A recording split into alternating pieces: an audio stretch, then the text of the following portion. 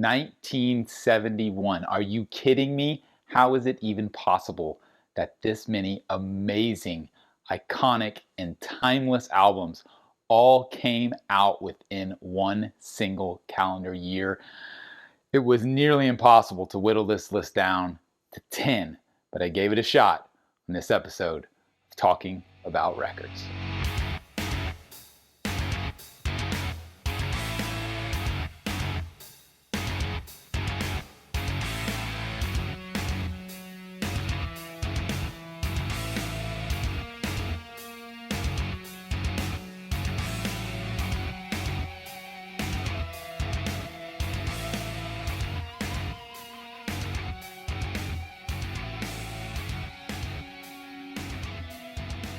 My name is G.I. Sanders from NTX Vinyl, a small chain of independent record shops in the Dallas-Fort Worth area. If you're not local but you're in the U.S., you can shop online at ntxvinyl.com, and would love it if you'd subscribe here to our channel on YouTube. Follow us across social media on Facebook, Instagram, and now TikTok as well. The year was 1971, and I'm not going to lie to you, it's completely overwhelming. When you start Googling the number of fantastic albums that came out in this year, it's really just hard to wrap your head around it. I started going through the list of albums that came out and just spot checking, okay, which ones do I have in my collection? And a lot of times you do these lists and you don't always have the albums that you want to feature.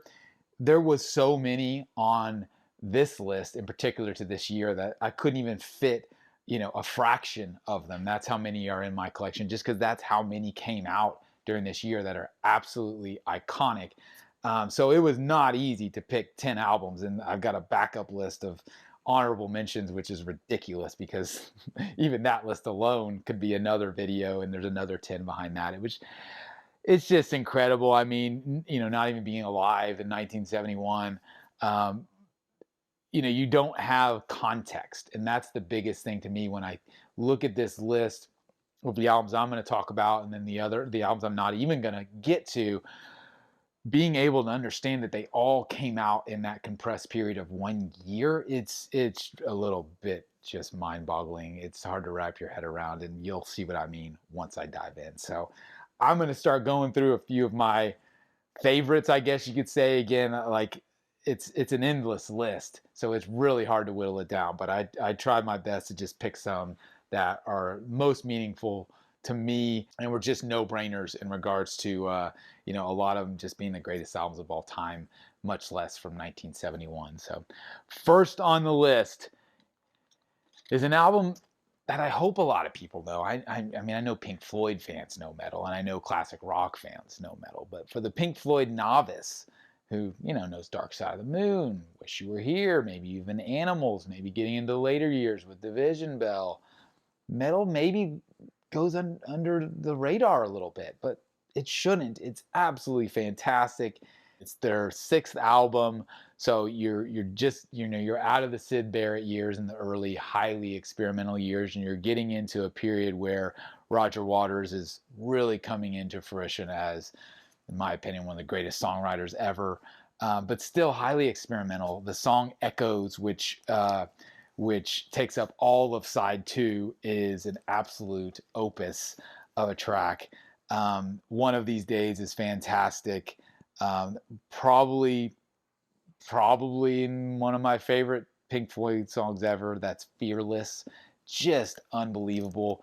This is an album that, even for me, it took me years to appreciate it, and took me years to understand where it really fits in Floyd's discography. It's got such a, kind of mysterious cover, I think, is one of the reasons, versus like a Dark Side, which is very, very iconic, and Wish You Were Here for that matter. So I think it flies under the radar visually. It flies under the radar because there was no like big singles, no real short tracks that you could latch onto as far as radio was concerned. So it's not an album that I remember growing up hearing, because everything that I heard of Floyd, was the radio songs. You heard the stuff off Dark Side and Wish You Were Here, and maybe a little bit off Animals even, but I would say Animals is kind of in the same boat as this, not a lot of radio friendly tracks. So, when I looked at the list of albums that came out in 1971 and I saw metal, it was going to be on there. There was no way I was not going to put it on there. And it's hard because again, when I get to my backup list, it's like, how do you put it ahead of some of these other albums? But it's just a beautiful record, and hopefully one that I think over time will continue to gain exposure as people discover Pink Floyd and go back into the deeper albums versus the top ones that are so well known, you know. So Pink Floyd metal, no brainer to kick off this list. Again, this came out October 30th, 1971, so towards the tail end of the year. Next on the list, this is Every Picture Tells a Story by Rod Stewart. In my opinion, a really underrated album. And in a lot of ways, an underrated classic rock artist. You just don't hear about Rod Stewart all that much when you talk about the big classic rock bands from the late '60s, early '70s. But this album, which featured his biggest hit, Maggie May, the title track is fantastic. It's got a couple of covers on here. You've got covers from Dylan and Elvis, and just great instrumentation. You've got the great Ron Wood on guitar. And the cool thing about this album, one of the reasons why I chose to feature it too, is it's a very common album. It's not a hard album to find. You can find a great copy of this for $5-10 easily. There are reissues of it, audiophile reissues that sound fantastic as well. But this is just a normal pressing. Came out May 28, 1971. So again, just a really accessible album that I think doesn't get a lot of attention.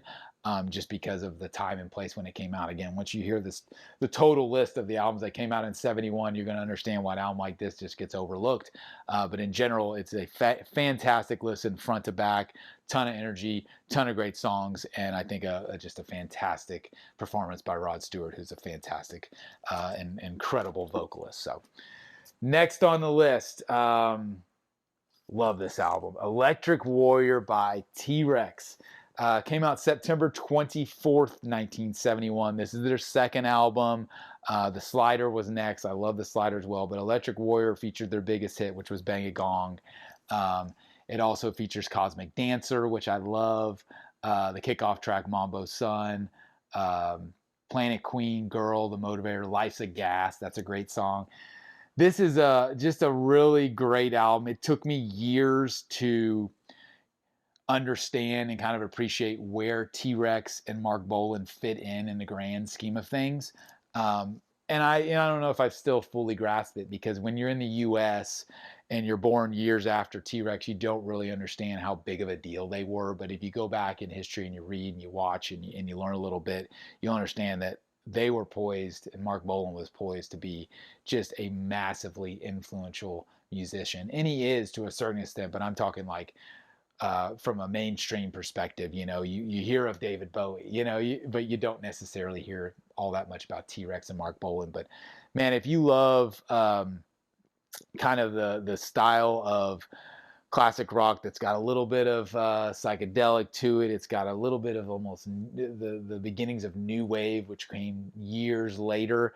That's what really stands out to me here. Straightforward songs, great hooks, and again, just an iconic cover for sure. Every time I run across this album in a collection, I love it just because I love the album cover itself, much less the tunes. So this was another one too that I feel is a little underrated on the list, just because you're going to see how stacked this is in regards to mainstream popular releases that got a lot more attention than this, at least in the U.S. But again, overseas, this was a massive record, and TRex was a massive artist. But it's just different here in the U.S. So next on the list, this is an album I've talked about a lot recently because it just came back into print, which is always nice. This is Maggot Brain by Funkadelic. As far as R&B, soul, funk, rock albums are concerned, this one's up there with, in my opinion, one of the greatest albums ever. It came out July 12th, 1971, penned, produced by, obviously, George Clinton. Features the great Eddie Hazel on guitar, most notably on the opening track, which is like 10 minutes long, and then it goes right into Can't You Get to That? Can You Get to That? Which is a fantastic song as well. Can't really say enough about how many genres this album breaks down. Like I mentioned, it's a rock album featuring amazing electric guitar, but it's got so much funk, so much soul, so much R&B. It's everything that an album should be in regards to just them letting loose. And there's so much of a psychedelic feel coming out of the late 60s, which I love. Obviously, iconic artwork, which always helps. And it's just a timeless record. It's basically impossible to find an original pressing of it. It's very expensive and valuable. You can find one in great condition. But I'm, like I said at the beginning, very thankful that it has been reissued and you can pick this up now. This is a great sounding reissue that is readily available now. So check out Maggot Brain if you're not familiar. Hopefully you are. Again, dropped in the middle of the year, summer of 1971. I can only imagine what it was like back then, getting to hear this record for the first time. So, following on the R&B soul vibe a little bit, it's hard to look at 1971 and not feature this record. Again, been in many of my videos. This is a white label promo that I have of What's Going On from Marvin Gaye. It came out May 21st, 1971. This is widely accepted as one of the greatest albums of all time. I don't think that is incorrect by any means. This is when Marvin Gaye changed from, pretty much a straightforward pop kind of soul singer into someone who was talking about what was going on at that time, which was the Vietnam War, which was obviously politics and social change and drug abuse and poverty, and just like so much is packed into this album from a context perspective. It's beautiful instrumentation, probably one of the best examples of a true concept album, I think, that you can point to. So yeah, I mean, I feel like I don't need to say too much more about What's Going On other than just you should own it. You got to have this album in your collection. And again, one of those, it's hard to pick great albums from 1971 because there's a lot, but I think this one is undoubtedly in that top 10 for me, as well as most of the list that you will look at and see. Another one, Imagine by John Lennon. How do you not have this on your list? Came out in September 9th, 1971. An all-star cast of performers on this album. Jim Keltner, George Harrison, obviously, Klaus Bormann on bass, which is always really cool.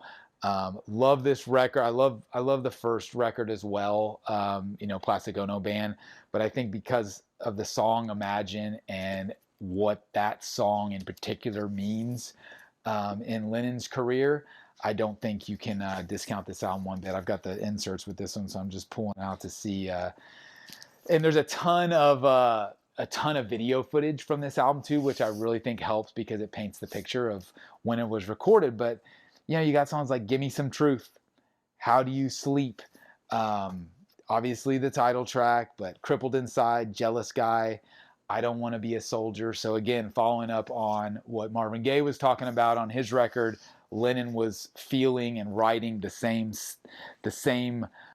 types of songs in regards to the context and the subject matter on Imagine, which I think is why it is such an iconic album and, in my opinion, one of the best ever. I mentioned the video footage, which originally wasn't released, but if you go back, you can look it up. Above Us Only Sky is the documentary that was released in 2018, where they finally let all of that footage leak out in a really well done documentary. So I just love the image of John at the white piano with Yoko sitting on the floor when he kind of recorded the video for this song. So beautiful record, definitely up there for me in regards to iconic, amazing albums. Released July 21st, 1971. One of the I think the foundations of stoner rock and doom and sludge and all these kind of now subgenres in heavy metal or heavy rock. Master of Reality. This is the album that Sabbath followed up Paranoid with, which, as you can imagine, is a tough album to follow up because that was a huge commercial breakthrough for the band. This one, you got Sweet Leaf, Children of the Grave, probably my favorite track, which is the last track, Into the Void. Absolutely phenomenal heavy metal cornerstone songs. Not only the songwriting, but the guitar tones and the instrumentation as far as the drums and like I said, what this album means to so many other metal bands, whether they know it or not. A lot of it started here. It started on this record.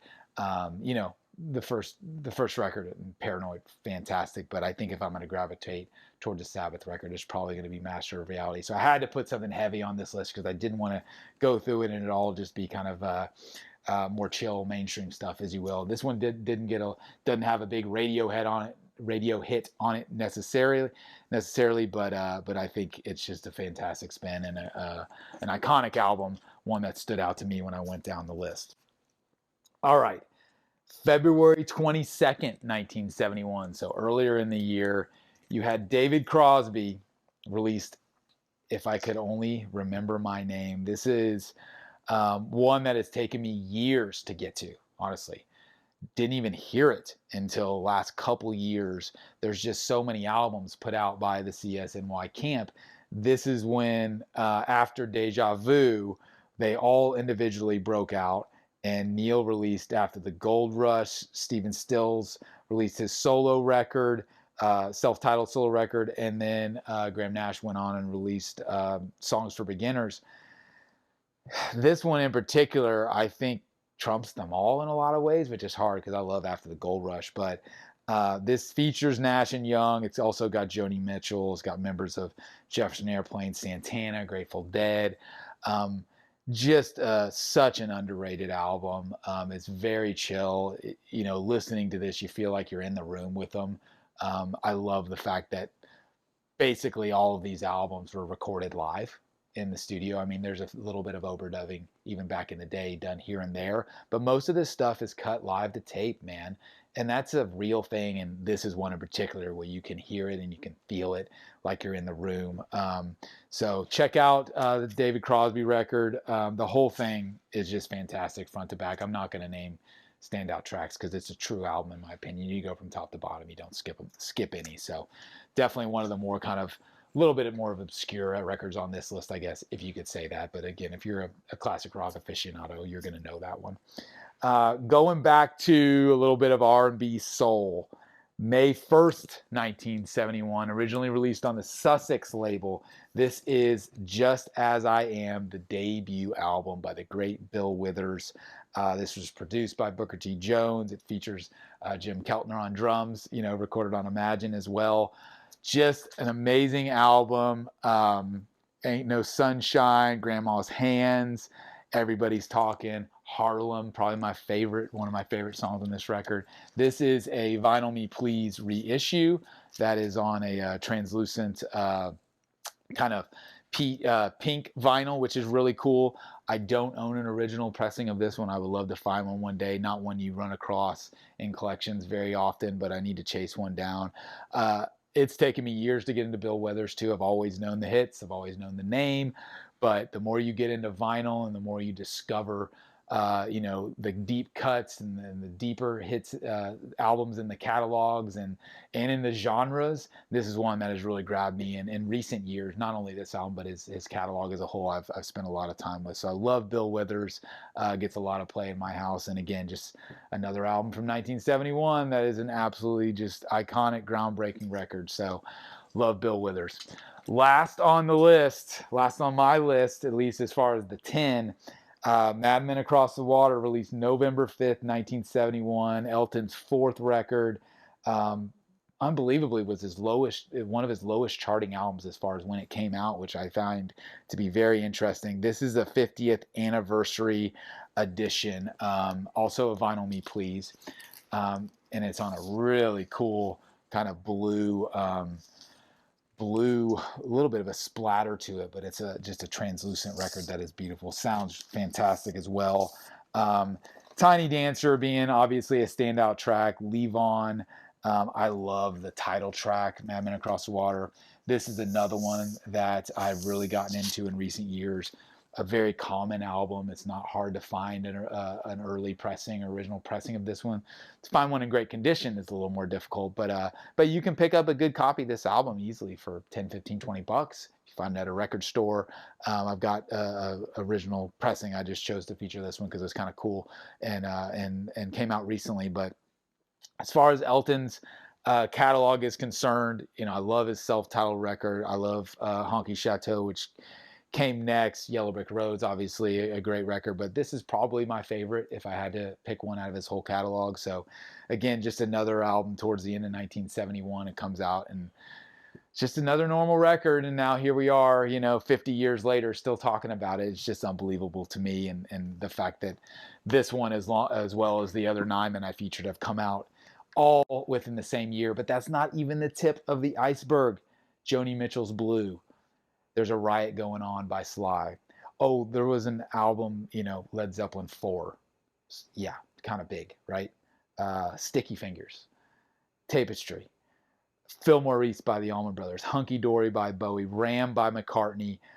Gets Next to You by Al Green. Fragile by Yes. LA Woman by The Doors. I could keep going on and on and on. There's easily a top 50 that you could talk about from 1971, and that's just absolutely mind-blowing. It's you know, only thing I can equate it to personally is the early 90s, because for me that's when I was engaged with music in real time and felt that same way between 92 and 93. It felt like every week, every month, and to a certain extent every week, there were fantastic albums dropping where you couldn't even keep up. So I'm curious, for those who were around in 1971 who were buying records, if you were in your teenage years in 71, like, was it that overwhelming then?